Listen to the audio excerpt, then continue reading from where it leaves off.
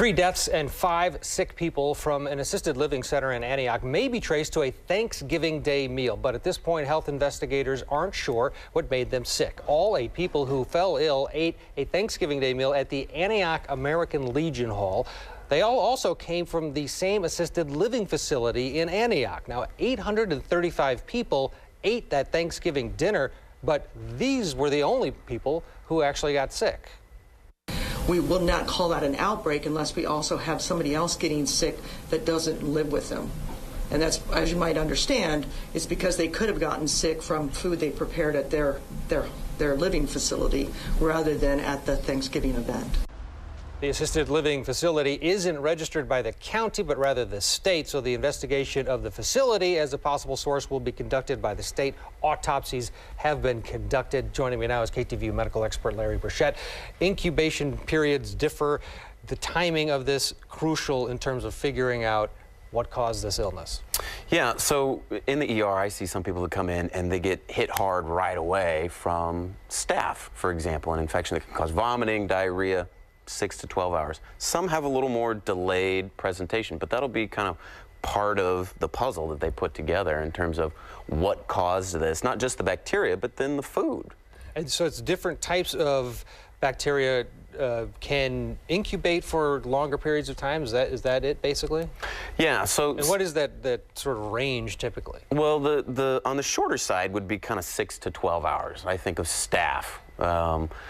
Mayo and salad dressing, for example. You leave it out too much. Then you've got chicken. We think of salmonella for that. Right. That has a different period. It's a little longer. But I would say within 48 hours. We're not talking a week. It's not something they ate a week ago. Right. The idea that you can die from eating a meal is really horrifying, but it does happen.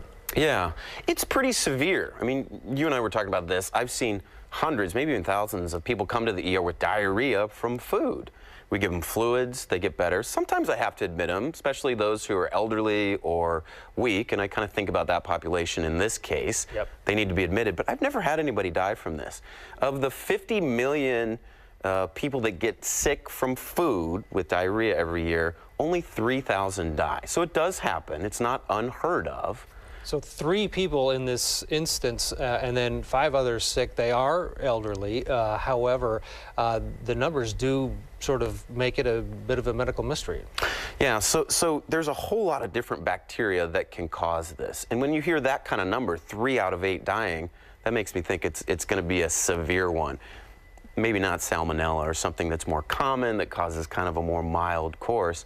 I don't know which one it is. We'll have to see what the investigation, brings up. When you have the meal that they ate, and then you also have the fact that they were the only ones who ate this meal that got sick, do you lean one way or another? Do you think it's likely their facility rather than this Thanksgiving meal? It kind of makes you wonder. I don't know. I saw in your numbers 835 people had this Thanksgiving meal, but it was only these 8 residents at this particular care facility that got sick.